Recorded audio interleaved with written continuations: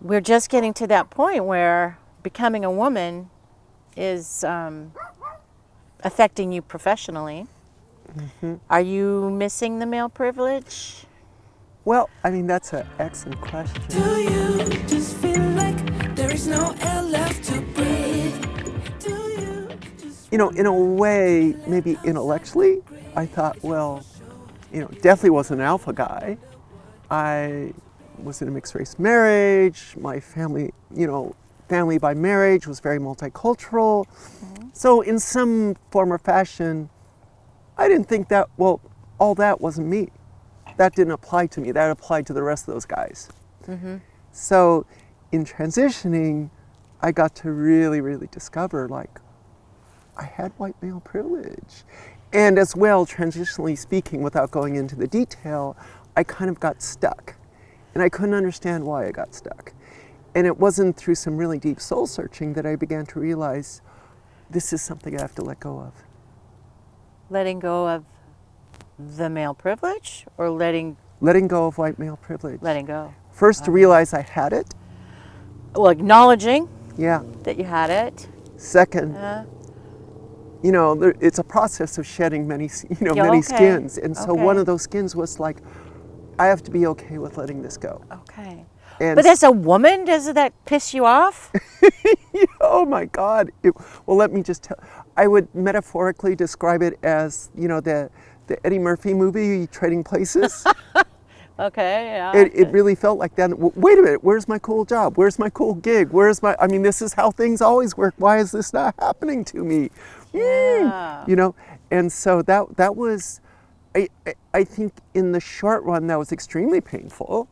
Though I know many of my transgender friends who have work in IT and so forth and so on, work for really good companies, but that was not meant to be for myself. Okay. It didn't turn you into an instant feminist. No, but maybe like, wow, this is what it feels like. Okay, but now you can turn around and you can say to men like, yeah, it's real. Oh yeah, or let me put it bluntly, you're being a dick. You know, stop it. Thank you. That's awesome. That's awesome. I mean, because I think it's there, and the people who aren't white, And it's like, don't tell me you're not. males. I know. Yeah. Okay. That was great. I'm glad you enjoyed it. I did enjoy that. I love this because it's such a unique perspective. And you can look at it from both sides. And how far along are you in your transition? Okay, sure. I mean, transition incorporates many aspects. Yeah. There's a social aspect, transitioning socially. There's a legal aspect, Yeah. okay, which involves, you know, changing your legal documentation, changing your legal status, so on and so forth. There is the medical aspect, Yeah. you know, which is what most people think of when you transition. Well, that's what I was thinking of. Okay, but sure. I'm glad you're pointing this out because I don't think that most people understand that there's a lot of things that you have to do legally in order to. And it depends, you know, that I did this in my 50s, even though I went through the process of changing myself legally, my name and my gender marker, and then all the associated things that come with that. Well, there's a lot of, you know, pathways of my previous life that, you know, some of it are unexpected that you have to unwind. Well, you say, okay, so you have to also transition socially. Yeah, This leads to one of the questions that I wanted to ask. sure. You lost your wife. Did you lose other people? Oh yeah, lots of people left my life. Lots of people came into my life. Well, you know, out with the old and in with the new, but that's painful. Did any of them come back eventually or after Yeah, a while? I think that, you know, what you really learn to treasure are the people that stay with you during the process. And yeah, I definitely had people that stayed with me throughout the entire thing. I had people that you could call them the momentary angel you needed to get past whatever it was the issue that you were dealing with at that point in time. So it was a lot of all of that. But I really appreciate the people that really stuck with me. Oh my gosh. Because it is traumatic to all of a sudden have everything stripped away, you know? Yeah. Or that's how it felt. So you have to have a number of people, maybe not a huge number of people, that know you, as a man and now know you as the woman you have become or are still becoming. And I don't know, is anybody taking that journey with you? I mean, Yeah, like every step of the way kind of thing? I had a couple of the guy friends who stuck with me. And then I think, transitionally speaking, I had some super, super, super close transgender friends who are along for the ride and who oh my God, did I need them so much. And they just turned out to be these amazing people. And I think one friend of mine in the communities prefaced this, like, you know, when you transition, it's going to feel like everything goes crazy, but in the process, you're going to meet some of the most amazing people you've ever met in your life. And that turned out to be very true for me. Oh. You know, and so some of the transgender friends that I've met in community who've stuck with me, who've been with me through all my ups and downs, I mean, they're just treasures. They're really treasures. And there's still, you know, there's still those friends where it's like, oh my God, what, you know, even now occasionally things happen. It's like, how do I deal with this? I need to talk to my friend, or I need the girls' night out, or I need whatever it is, or wine therapy, or just that one FaceTime call. It makes an enormous difference. It allows you to really traverse whatever you're going through. You said ups and downs. Yeah. Share with me one of your best ups. Wow. Okay, going back to our previous subject was getting access to surgeries. And so, you know, synchronistically, I'd have, not everybody does this, but I had a very clear vision of what I wanted surgically. And so the first surgery, we can politely put, I had surgery down below, or since we're in the les zone, I could say I had surgery to have a vagina. And so I was able to get that one at a major hospital here in Los Angeles that had just started their transgender program, which was Cedars-Sinai, which is one of the top hospitals. And normally access to those surgeries, if you go through the traditional providers at the time, it's changed now marketably, but at the time you had to go through boutique providers who specialized this, who had long waiting lists. Waiting lists between 2, 3, 4 years or so. How long did you have to wait? 6 months. What? Yeah, because they just started their program. Oh, okay. And it was just my fortune.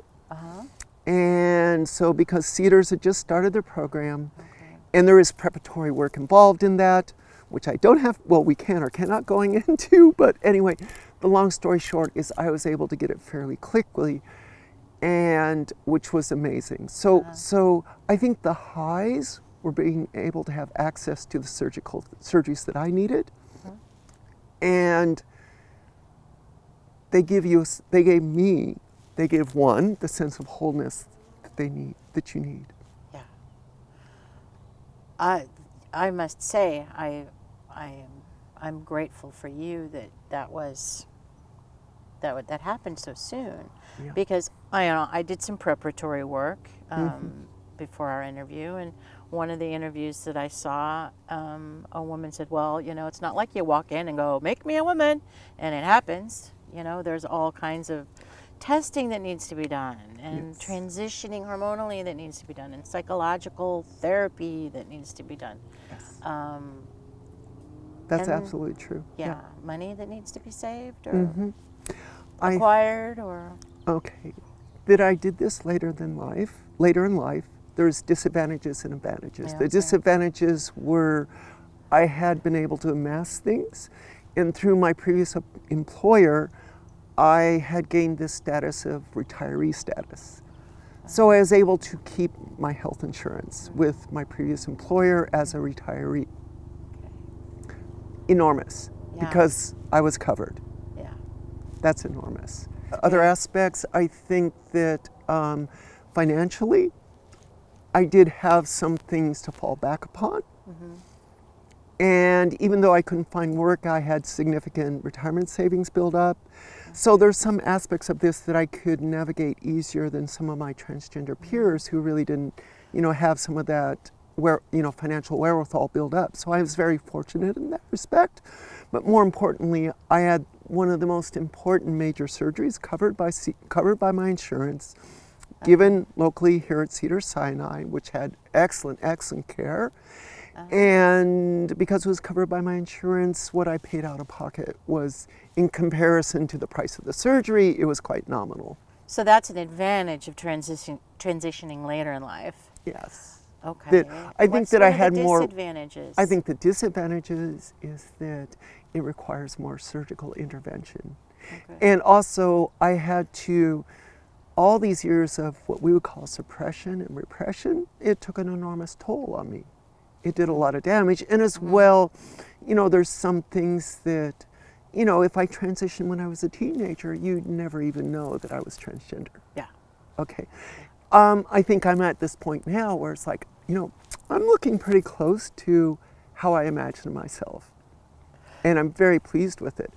But it took a lot of work. Yeah. A lot of surgical work and a lot of work otherwise. A lot of work. And so the disadvantage is that, for some time period as you go through that process, it really looks obvious I'm transgender, because part of me is expressing that latent masculinity that's still in my appearance.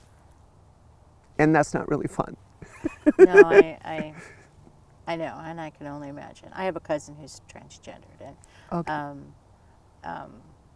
not in the same kind of situation as you, but I know that it pains her to look in the mirror. Yes. What is one of the first things that you wanted to do when you looked in the mirror before you? I mean, the hormones are only doing so much. Mm-hmm. What was one of the first things that you wanted to do after the hormones? Surgically speaking? Yeah, medically, like a medical intervention. Yeah, medical intervention. Unlike many, I just had this certainty that I wanted down below right. I wanted vagina. I was certain. That was a priority. With some, that takes some working out, psychologically speaking. And when I did my first consultations with different surgeons, I went through 3 different surgical consultations before I picked who I went with. It just gave me this clarity. And it's like, I'm going to do this. I have to do this.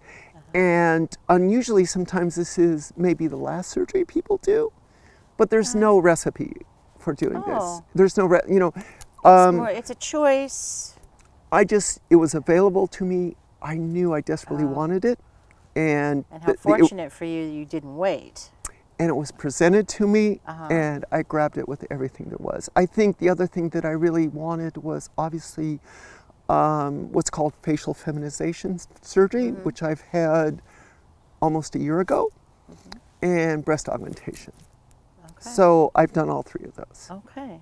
And I think I'm, again, so fortunate doing this late in life that I was adamant about one thing, that I would get the best care I could figure out. And I wouldn't mess around with anything that was less than that. I wouldn't accept anything that was less than the best care possible. Some people may not have those abilities to access that. So I really like to advocate for people to have access to what they need, and it is life-changing. There's no doubt. It's totally life-changing. I know now that you are in a position to mentor other people, and you facilitate some support groups. Yes, I volunteer at the LGBTQ Center here in Los Angeles, which is wonderful. And oddly, for a while, the transgender group is very well facilitated because there's a lot of us. And it's the transgender support group is called Transgender Perceptions. Very cool name. And it is the largest group. It's the largest support group.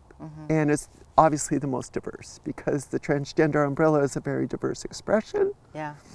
But what I specifically do, I end up facilitating the groups that I like. I have done the lesbian group, which is called Her Stories. Yeah. I'm familiar. Well, I've never been to one, but I know they exist. But mainly I facilitate a woman's coming out group, which I really, really like. And then I facilitate, it's called Biosphere, which is a bisexual group. Okay. And really, when you facilitate, really, no matter what happens, no matter where I am in my process, I just learn so much from everybody. Oh, yeah. But it's also a privilege to do it. Yeah. And so that really kind of inspires me, I guess. That's a good way to put it. It is inspirational. It is. I started Lilies, whoa, long time ago. A couple of years ago? Like 13 years Wow. ago, 13, 14 years Okay. ago. And, you know, sometimes I think, oh, it needs new blood and somebody else should run it. And then, not that I'm possessive of it, I just don't want it to go away. Mm-hmm. I'm protective of it. And that one of the priorities for me is that it's a safe place for women to come out. So I get how it inspires you. And every time I've heard a lot of different stories, but I'm always learning something new. Always learning something new. Yeah. And this one in particularly. We've had some trans women and trans men come to our group, and I don't always think that they're getting exactly what they're looking for, or that I'm not really sure. How can we help you in this? Unless you're like, I'm a lesbian who wants to meet lesbians, and then like, I don't care if you're trans or not. If you're a woman seeking, to come out to other women or meet other women, then yeah, you're a good fit. Which leads to dating. Oh, right. That is an appropriate segue. I do my best. It's wonderful when you can mentor someone and you can help them and give them the best advice, which I think you've done a lot of that already.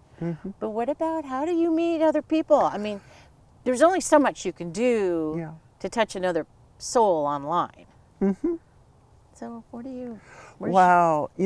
I would say it's been definitely, on my part, it's been a slow progression.